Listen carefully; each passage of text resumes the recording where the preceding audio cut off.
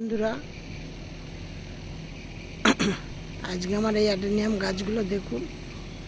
গাছগুলো এই বর্ষার শেষে আমার গাছগুলো খুবই সুন্দর ছিল দেখুন, কিন্তু কত পাতা হলুদ হলুদ হয়ে গেছে।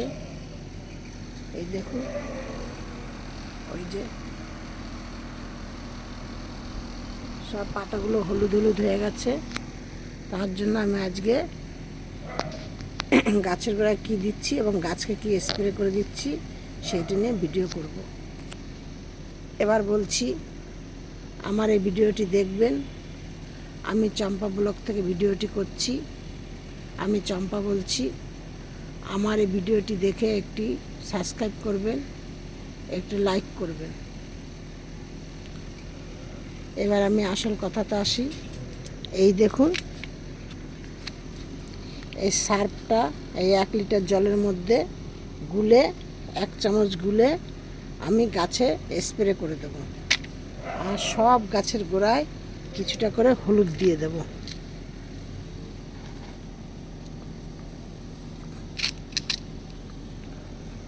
কারণ এটা ফাঙ্গাসের জন্য বৃষ্টি হয়, এই গাছে তো একটুখানি জল কমের দরকার। ফাঙ্গাসের থেকে এগুলি হয়েছে। দেখি এগুলো দিয়ে দেখি কি হয়। দেখুন, প্রতিটা গাছের ডগায় এই যে কুড়িতে ভর্তি। এই দেখুন, প্রত্যেকটা গাছে কুড়িতে ভর্তি রয়েছে একদম। এই দেখুন, এই যে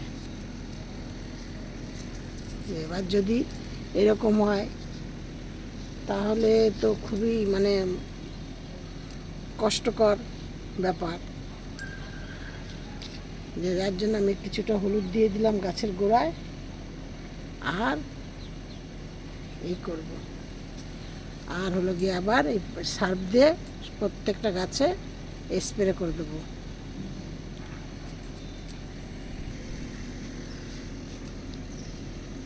এইগুলো মনে হয় অতিরিক্ত বৃষ্টির কারণেই হচ্ছে।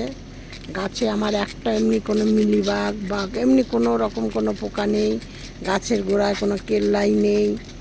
হ্যাঁ, তারপরে গাছে অতিরিক্ত জল দাঁড়ায় না, জল ড্রেন সিস্টেম আমার খুব ভালো।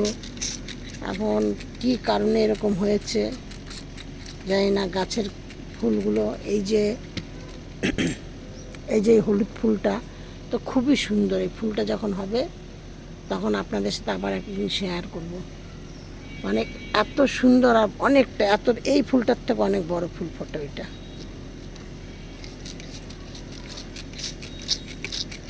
আর যদি আপনাদের জানা থাকে যে এছাড়া অন্য কিছু দিলে হয়তো ভালো হবে গাছগুলো, তাহলে একটু আমাকে বলবেন, কমেন্টে জানাবেন, আমি সেইটা দিয়ে দেখব। তাতে আমার এই গাছগুলোর জন্য মনটা খুব খারাপ হয়ে গেছে।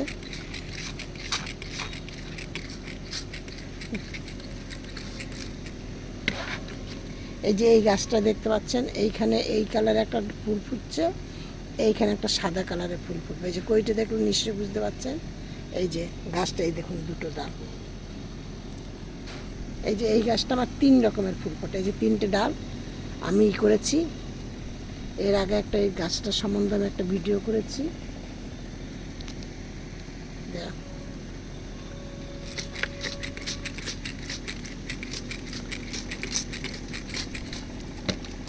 আমার এই ভিডিওটি সম্পূর্ণ দেখে একটু সাবস্ক্রাইব করবেন, একটু লাইক করবেন। সব ভিডিওর মতো আজকে আমি আপনাদেরকে বলছি, আপনারা সব ভালো থাকুন, সুস্থ থাকুন। নেক্সট ভিডিও আবার করব।